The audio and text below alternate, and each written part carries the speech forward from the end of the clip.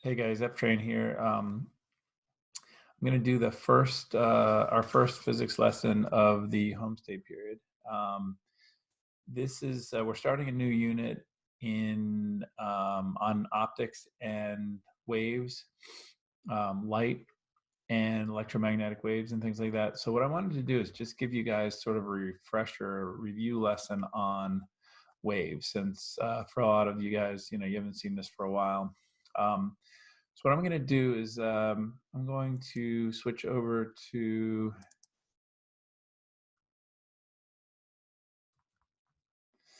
I'm going to give you this little lesson here. Hold on, let me back it up.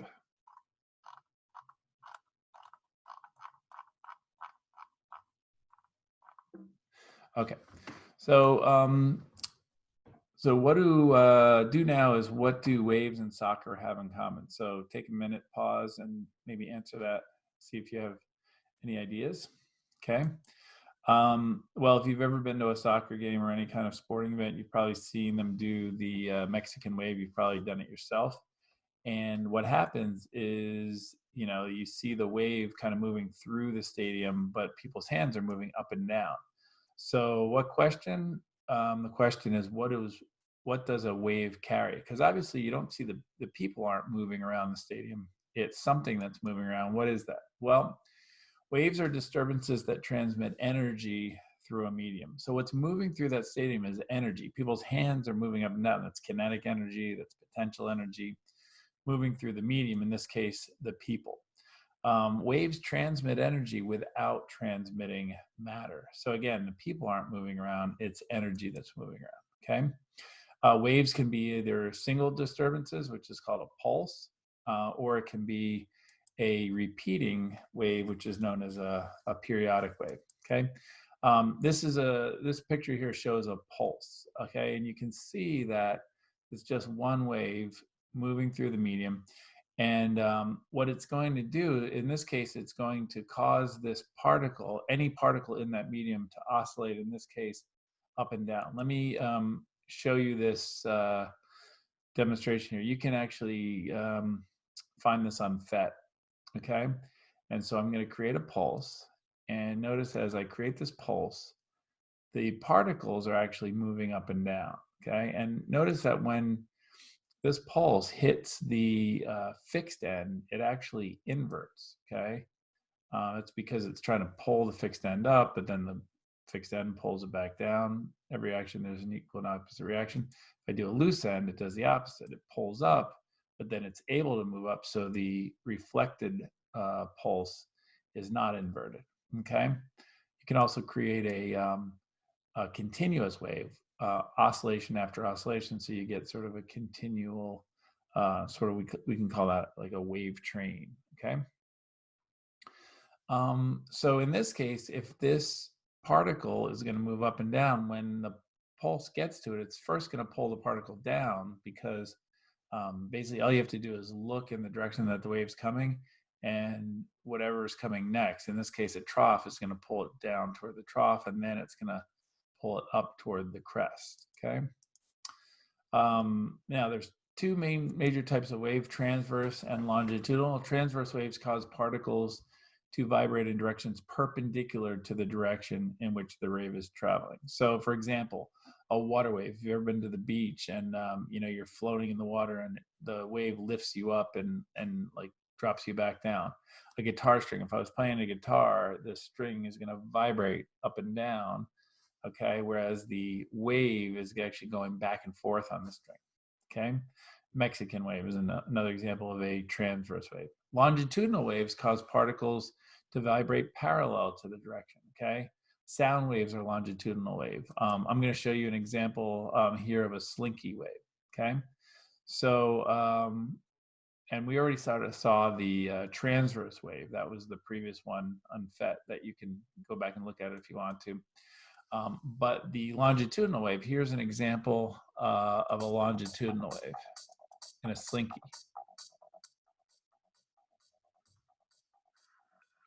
Slinky is one of my favorite demonstration tools to help students visualize longitudinal wave motion in an elastic mechanical medium. If you pay the slinky on a smooth horizontal surface without too much friction, you can send wave pulses traveling down the slinky that are easily visible to an audience of students.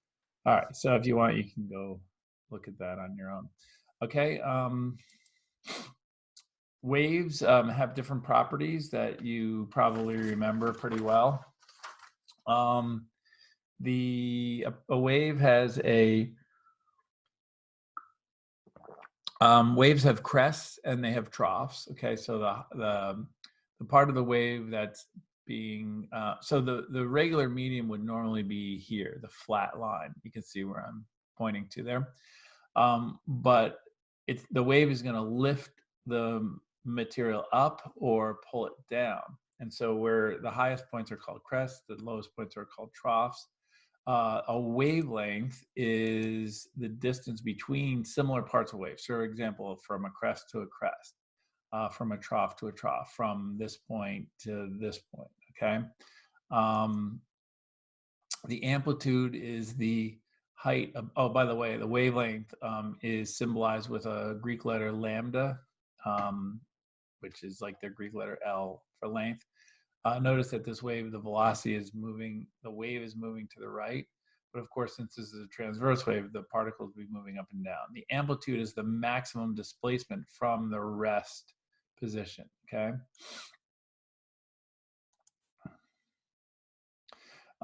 This little physics classroom interactive here, you can set this up if you want on your computer, but you'll notice I want to show you the, let me get a decent wave here, amplitude. Main thing here is amplitude. I can increase or decrease the amplitude, okay? I can also change the speed, okay, or the frequency.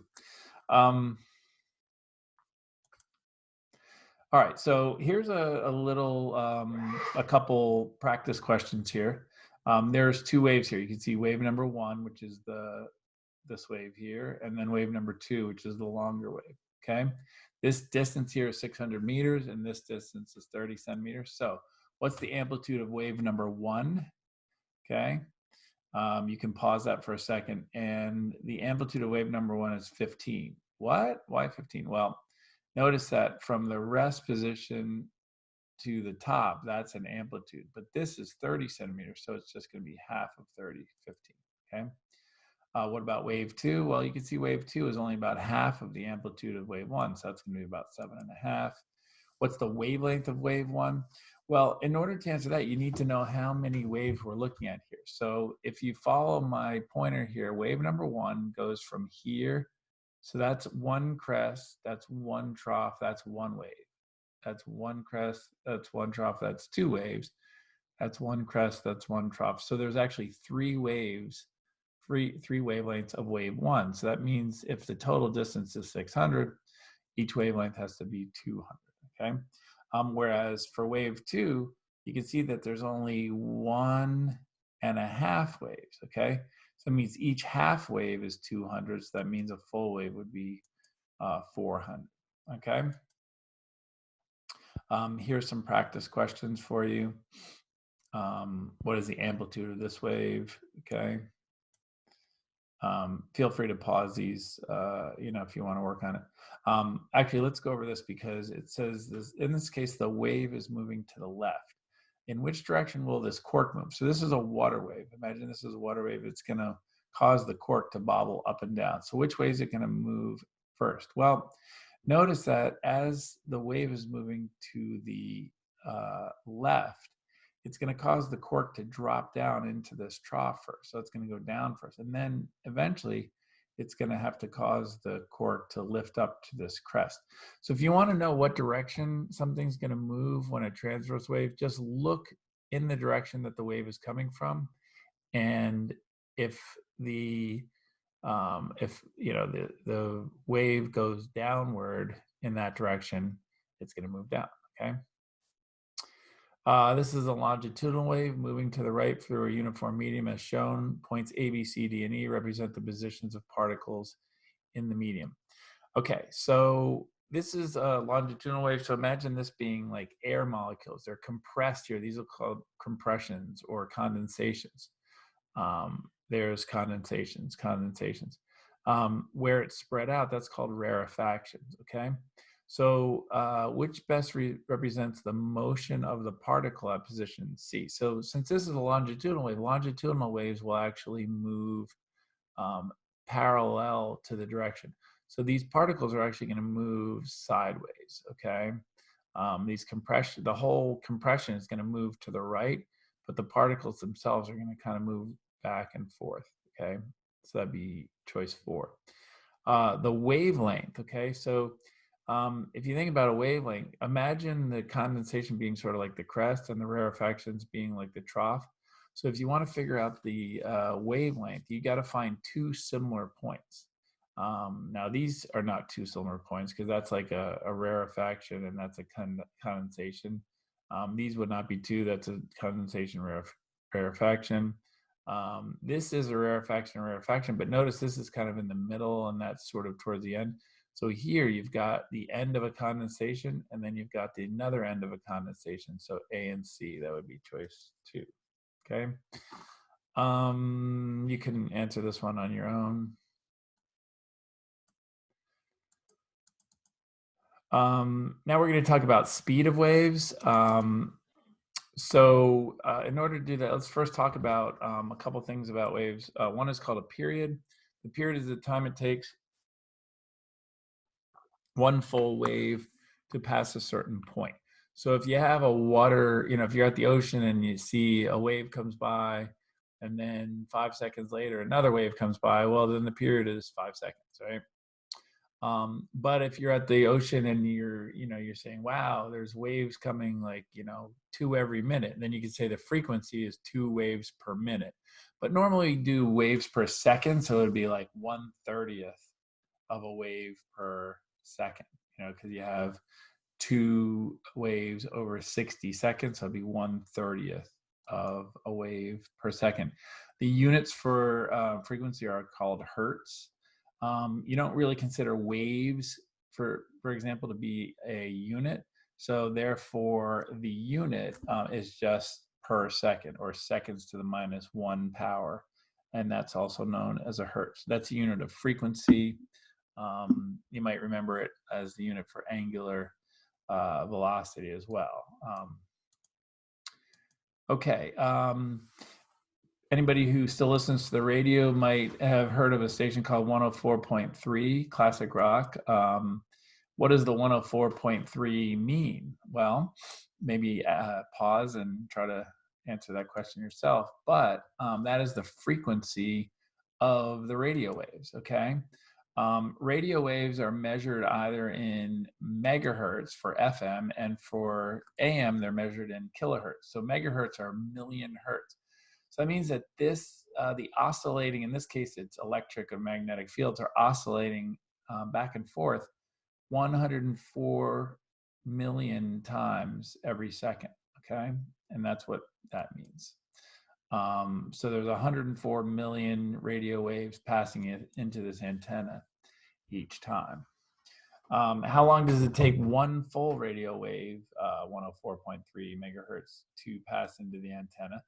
Well, basically the period is inversely related to the frequency, okay? So if there's, if the period is let's say the period is 2 seconds for one wave to go by, that means 1/2 of a wave is going to go by every second, right? 1/2. So the period in this case will be 1 divided by 104.3 times 10 to the 6th, or 9.59 times 10 to the -9th seconds as the period. Okay. All right, so here's a practice problem for you guys. Wave has a frequency of 20 hertz and a wavelength of 0.1 meters, okay? And you want to know the speed of the wave. Well, I mean, in the past, well, actually, let's do this sort of as together, and then I'll let you have the next one as a practice. So as you recall, speed is distance over time. Now, what distance and what time should we use? Well, we already said that the distance between crest and crest is a wavelength. So we'll make the wavelength our distance. Now, the time is going to be the period. It's the amount of time it takes one wave to go by. Now, we don't know the period. We're given the frequency, but we learned that frequency is 1 over period. So that means period is 1 over frequency. So if I take velocity is equal to the distance, which is lambda, divided by the period, which is 1 over frequency, then I get this equation, velocity is frequency times wavelength. And this should be an equation that you're pretty familiar with before. So if I plug in the frequency 20 hertz and the wavelength 0.1 meters, I get 2 meters per second as the velocity of that wave, okay? So make sure you're familiar with that equation, all right? Now, notice that velocity is equal to frequency times wavelength. So if the velocity is constant, that means frequency and wavelength are inversely related. If frequency is constant, that means velocity and wavelength are directly related. So let's go back to this. I think I showed you this earlier. Let's look at this. And let's keep the velocity of this wave constant. Okay, so I'm going to keep the wave speed constant. I'm going to make it whatever, I'll max it out, right? And so that means if I make the frequency large, the wavelength gets smaller as I make the frequency large. As I make the frequency small, the wavelength gets large, okay? So they're inversely related. Now, if I keep the frequency constant, then by decreasing the speed, I'm going to decrease the wavelength, right? If I increase the speed, I'll increase the wavelength.